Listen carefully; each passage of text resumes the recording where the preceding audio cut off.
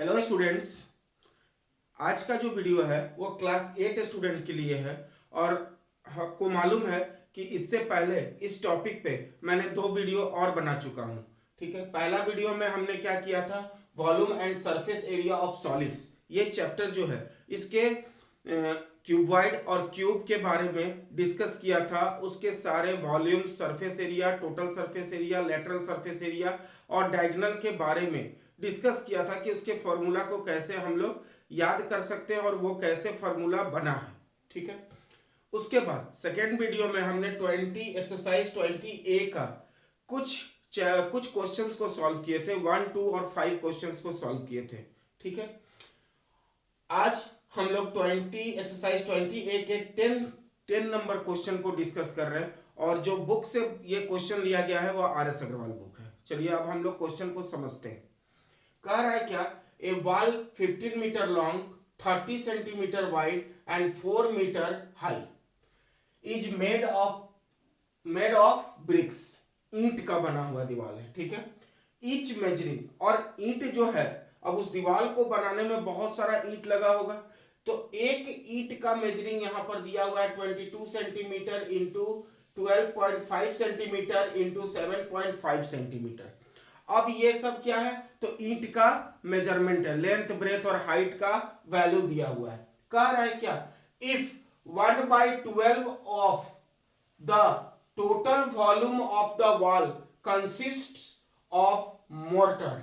Mortar का मतलब होता है कि जब हम दीवार बनाते हैं तो क्या केवल ईंटा को सजा देते हैं, कि उसमें बालू, सीमेंट, गिट्टी मिक्स करते हैं, मसाला बनाते हैं और मसाला को लगाने के बाद ईंट को रखते हैं, तो उससे क्या होता है, दीवार मजबूत बनता है। तो जो मसाला लगा है वो कितना है, तो जो पूरा दीवार का जो वॉल्यूम है उसका 1/12 है, 1/12। तो अब पूरे दीवार का वॉल्यूम में से अगर हम मसाला का वॉल्यूम को हटा देंगे तो हमको क्या मिल जाएगा, ईंट का वॉल्यूम मिल जाएगा। तो वही क्वेश्चन पूछा है कि how many bricks are there in the wall, तो उस पूरे दीवार को बनाने में कितना ईंट लगा है, यही नंबर हमको अगर निकाल ले तो ये क्वेश्चन का सॉल्यूशन मिल जाएगा। तो फिर से हमने क्वेश्चन को बताया, समझा रहा हूं, एक बार समझिएगा कि एक दीवार है, उसका कुछ वॉल्यूम दिया हुआ है, कुछ वॉल्यूम कैसे निकालेंगे, तो उसका लेंथ, ब्रेथ और हाइट मेरे पास मौजूद है, उसका मेजरमेंट यहां पर दिया हुआ है। उसको बनाया किससे गया है, तो ईंट से बनाया गया है, और वो जो बालू, सीमेंट और गिट्टी का जो मिक्सचर होता है उससे उस दीवार को बनाया गया है। ठीक, तो दीवार में अब ईंट लगा है तो ईंट भी मेरा कैसा होता है, रेक्टेंगुलर होता है। इस टाइप का ईंट दिखाई देता है कि नहीं दिखाई देता है, आप लोग बताइएगा।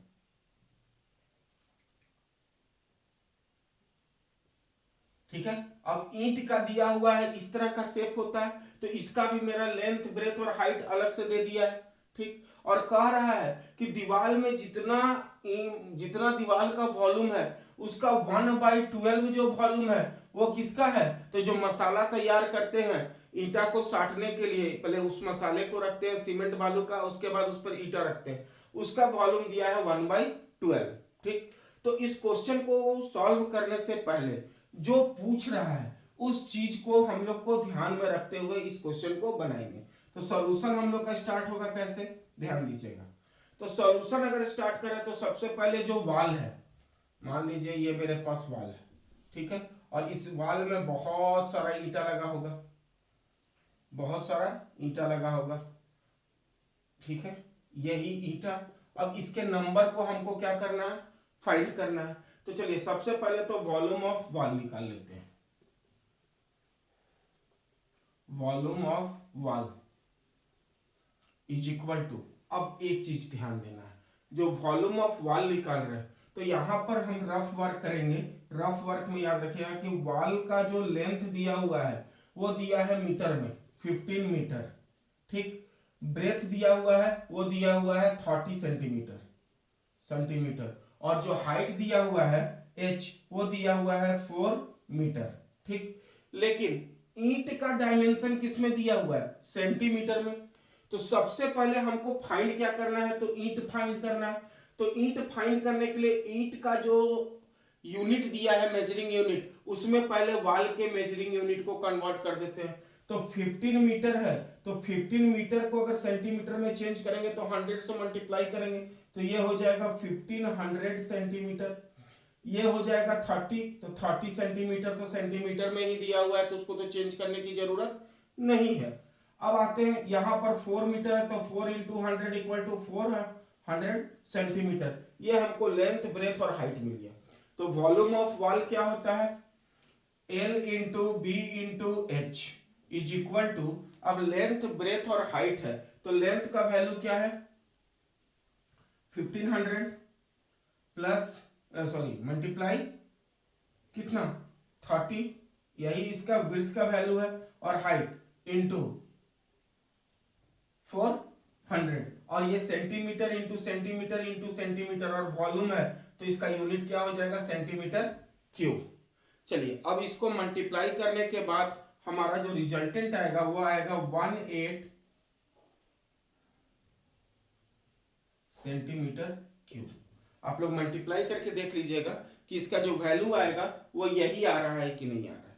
ठीक, अब देखिए, अब ये दीवार को जो बनाया गया, इसका जो वॉल्यूम लगा, इस वॉल्यूम में क्या क्या मिला हुआ है, हमें ईंट का भी वॉल्यूम मिला हुआ है, और जो वो सीमेंट गिट्टी से जो मसाला बनाए थे जिसको हम लोग मोर्टर कह रहे हैं, ठीक है, गार जिसको कहते हैं, इसका शुद्ध हिंदी होता है गार। तो इसका जो वॉल्यूम है, इन दोनों के वॉल्यूम, ईंट का वॉल्यूम और ये मसाला का वॉल्यूम अगर मिला दे तभी तो पूरे दीवार का वॉल्यूम निकला होगा। अब क्या कह रहा है कि 1/12 जो है वो मेरा क्या है, गिट्टी सीमेंट है। तो मान लीजिए कि ये मेरा वॉल्यूम है, ठीक है, दीवार का वॉल्यूम है। इसमें से अगर इसके 1/12 पार्ट को अगर हम घटा दें तो जो यहां पर रिमेनिंग बचेगा वो मेरा क्या बच जाएगा, ईंट का वॉल्यूम बच जाएगा, ईंट का वॉल्यूम बच जाएगा। तो चलिए यहां पर अब हम फाइंड करते हैं क्या, volume of bricks in the wall. Volume of BRICS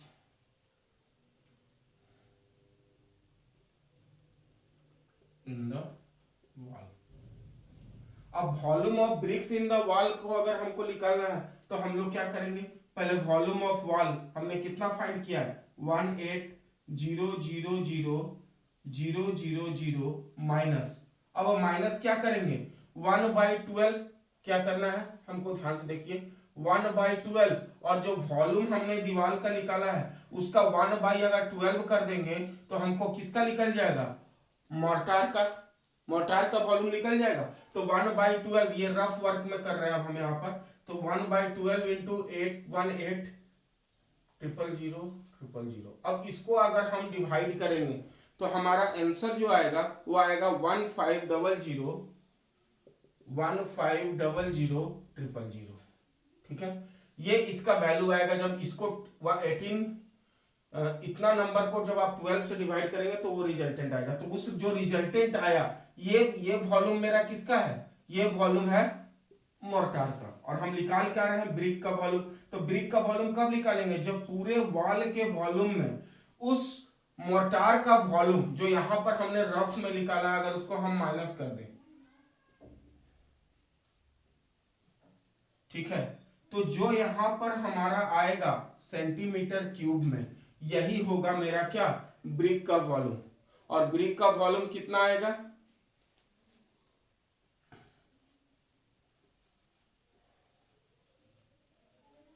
centimetre cube. ये मेरा क्या हो गया, जो पूरे दीवार में जितना ईंट है उसका वॉल्यूम अब हमको मिल गया। ठीक है, अब हमको फाइंड करना है कि बताइए इसमें कितना ईंट लगा होगा। तो चलिए हम लोग देखते हैं उसको अब कैसे फाइंड करते हैं। तो एक ईंट का वॉल्यूम क्या होगा, एक ईंट का अगर वॉल्यूम हम मान लेते हैं कि उस वॉल में x ईंट लगा होगा, बहुत सारा ईंट लगा होगा, उस नंबर ऑफ जो ईंट लगा है, let the number of bricks is equal to x। ठीक है, x अमाउंट ऑफ ईंटा लगा है उस दीवार को बनाने में। अब x लगा है तो एक ईटा का दिया हुआ है हमको क्या मेजरमेंट, लेंथ ब्रेथ और हाइट हमको मालूम है, ये है लेंथ, ये है ब्रेथ और ये है हाइट। अब हमको LBH मालूम है तो हम इसका वॉल्यूम ऑफ 1 ब्रिक निकाल लेंगे, और वॉल्यूम ऑफ x ब्रिक निकालना होगा तो वॉल्यूम ऑफ x ब्रिक्स अगर निकालना होगा तो हमको क्या करना होगा, x से मल्टीप्लाई कर देंगे किसको, जो एक ईंटा का वॉल्यूम है उसको x नंबर ऑफ ब्रिक से जब मल्टीप्लाई कर देंगे तो हमको टोटल ईंटा का वॉल्यूम निकल जाएगा। तो क्या है हमारा यूनिट, 22 इंटू 12.5 इंटू 7.5, और ये जो आएगा ये आएगा सेंटीमीटर क्यूब में, सेंटीमीटर क्यूब में। क्लियर। और इसको जब हम गुना करते हैं तो ये आएगा x इंटू, और इसको मल्टीप्लाई करने पर हमारा जो रिजल्टेंट आएगा वो आएगा सेंटीमीटर क्यूब। ठीक है।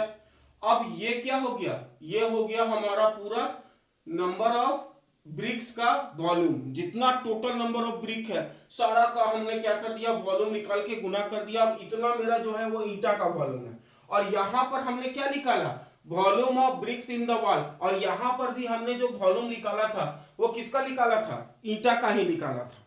क्लियर। तो जब दोनों ईंटा का ही वॉल्यूम है तो दोनों का दोनों वॉल्यूम क्या होगा, इक्वल होगा कि नहीं होगा। चलिए हम लोग इसको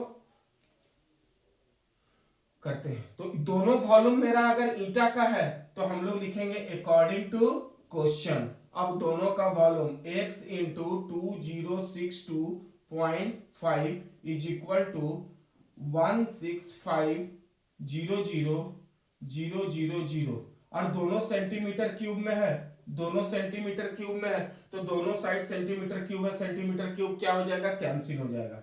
अब इसको x को रख के 16500,000 को अगर हम इससे डिवाइड कर दें 2062.5 से, तो इसको डिवाइड करने के बाद जो यहाँ पर नंबर आएगा वो आएगा 8000।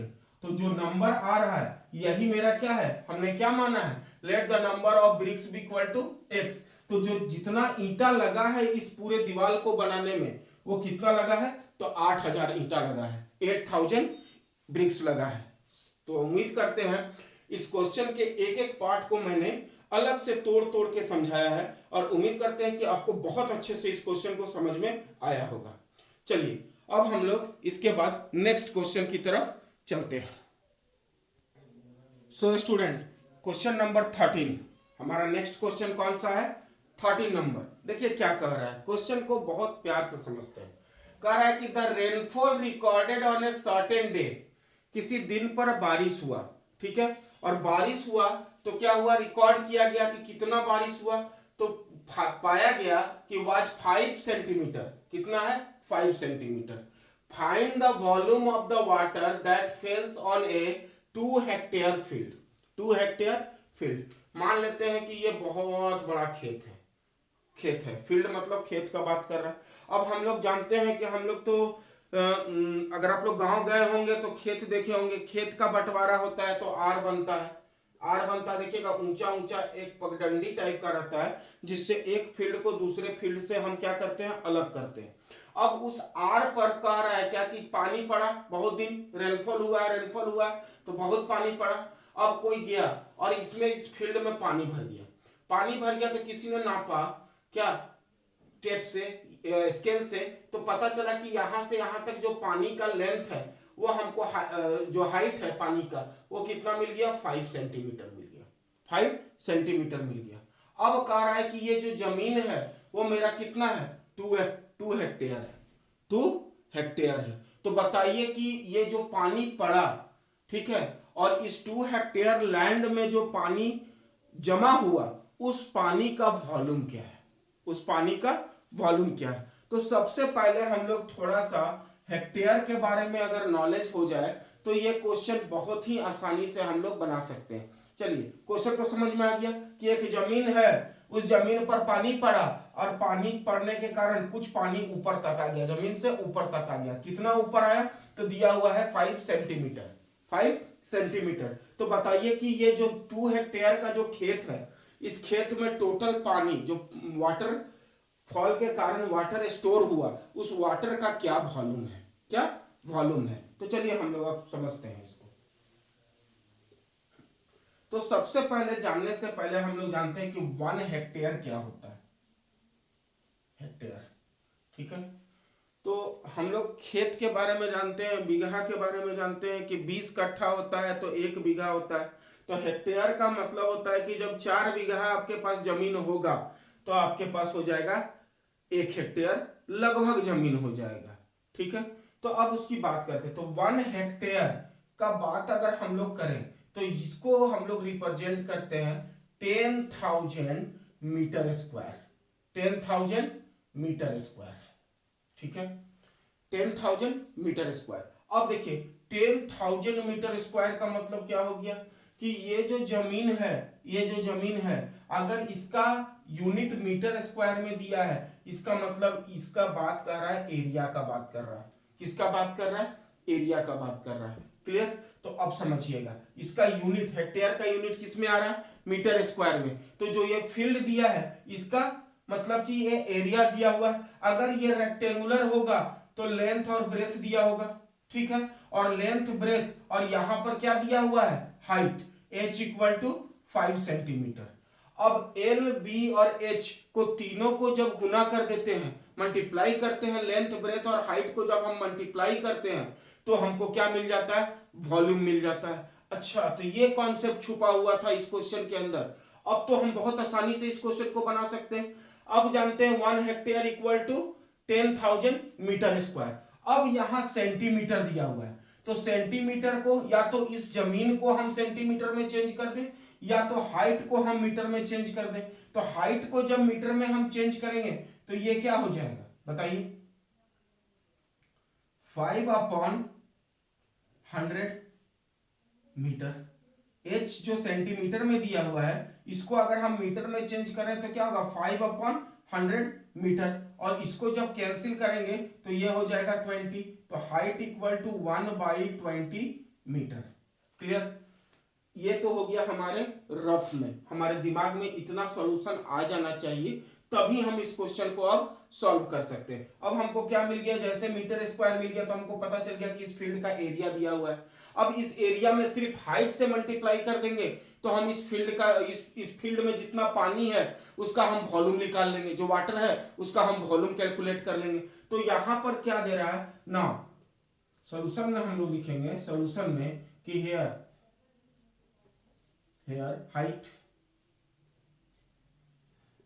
Height equal to 5 centimetre.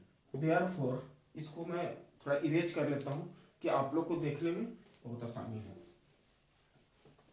चलिए, तो हाइट इक्वल टू 5 सेंटीमीटर में है और इसको जब हम चेंज करेंगे तो h equal to 1/20 metre, h equal to 1/20 metre. अब इसको हाइट को हमने मीटर में चेंज कर लिया, ठीक। अब वॉल्यूम क्या हो जाएगा, volume of water, volume of water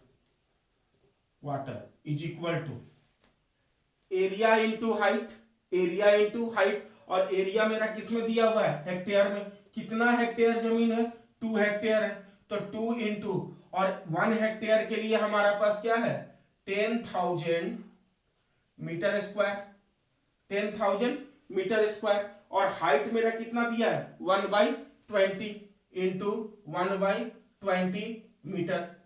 अब देखिए 1 0 से 1 0 कट गया और यहां से 2 से 2 कैंसिल हो गया, तो क्या बच गया, 1000 मीटर। यहां पर स्क्वायर है और यहां पर क्या है, 1 है, तो मीटर स्क्वायर में मीटर जब गुना होगा तो मीटर क्यूब बन जाएगा। तो यही मेरा जो आंसर आया, यही जो आंसर आया, यही क्या हो गया कि इस फील्ड में कितना पानी है, मतलब वॉल्यूम ऑफ वाटर कितना है, तो है 1000 मीटर क्यूब, 1000 मीटर क्यूब, ठीक है। तो ये हो गया इसका सॉल्यूशन। उम्मीद करते हैं कि आज दोनों क्वेश्चन जो अपने टाइप में बहुत इंपॉर्टेंट क्वेश्चन है उसको आप लोग बहुत अच्छे से समझे होंगे। आज के लिए इतना ही, धन्यवाद।